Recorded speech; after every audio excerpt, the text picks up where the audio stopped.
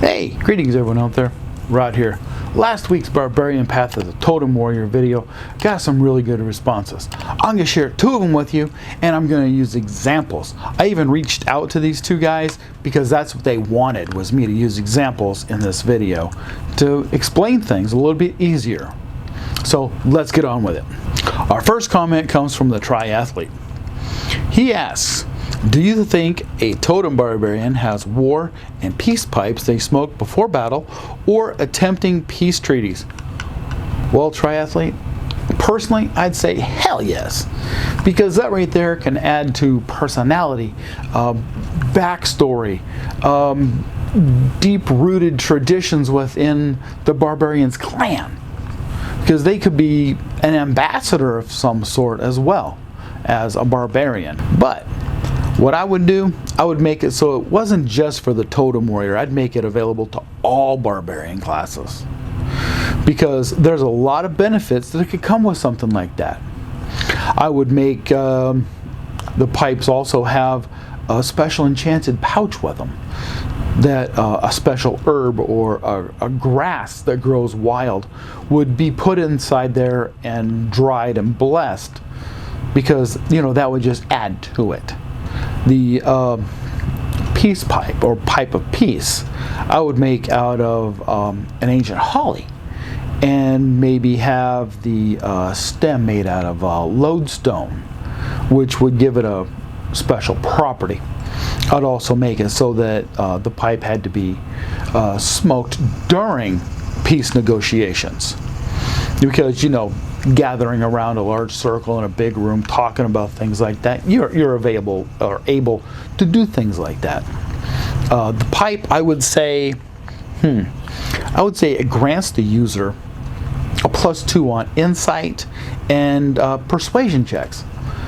That way, you got really good information you could get, and you can try and sway your way in this. The pipe of war. Now that one got me really thinking. I would have it carved from, say, the bone of a direwolf or a boar. Now someone had suggested using the bird bone or bone of an eagle, and I told him, I said, something like that would just be too brittle. It's already hollow, yes, but it'd be too brittle and dry out too fast.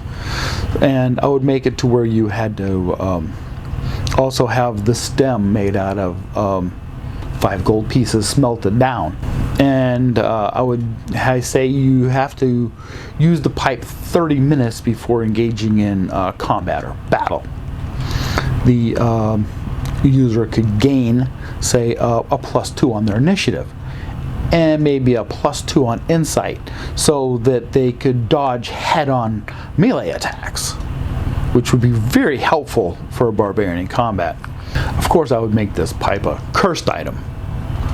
Say when the rage ends, you take on an extra 2 levels of exhaustion on top of the exhaustion that you're already getting from your rage.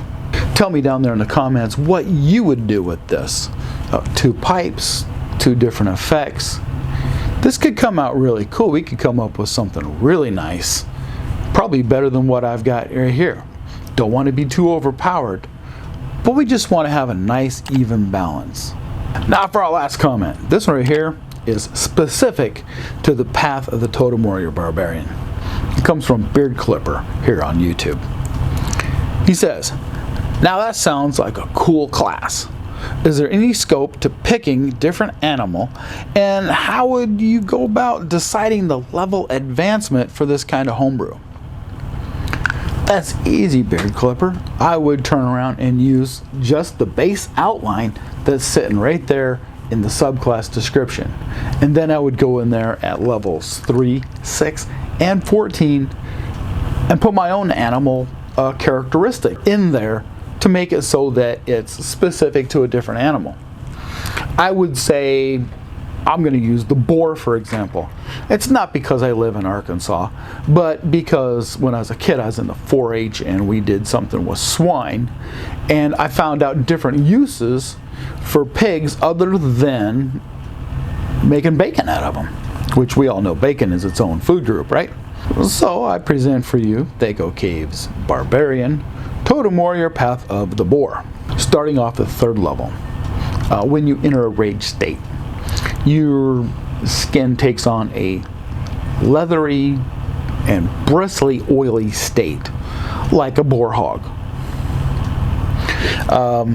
As a bonus, I would say you take on a natural +1 to your armor class. That sounds pretty cool, don't it? Also, I would say you gain a resistance to, say, bludgeoning and slashing damage. And because of the oily skin, you can't be grappled. It's pretty simple. It's not overpowered or anything like that, I think. When you reach level 6, I would say you gain Scent of the Track. Now, this is something I came up with myself a few years back. Once per day, you're able to locate objects up to, but no more than 10 feet away from you and 5 feet underground.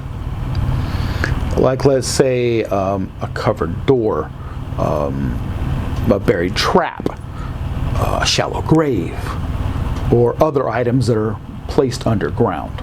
Like I said, it's no more than 5 feet, so it's got to be pretty shallow. You must state that you are actively searching at the beginning of each of your turn, or you lose your focus and you cannot do it again until you complete a long rest. Finally, at 14th level, you gain a skill that I call Dire Boar's Attack. But you can only use it twice between long rests. While in a rage state, you move at least 20 feet straight ahead from a target, and then you charge into them and attack. Now, it has to be straight line attack, not from the side or curved or anything like that. You hit them with an edged melee weapon, like an axe or a sword or something like that, right? And they take your regular damage. Now, also from your charge, they could take an additional 7 or say 2d6 slashing damage. If your target is a humanoid or a creature of large or smaller size, it must succeed on a DC 14 strength saving throw or be knocked prone, and also be unable to react until its next turn. Please let me know down in those comments what you thought of this subclass build that I just come up with. I try to keep it simple and so it's not overpowered. I like to have things balanced.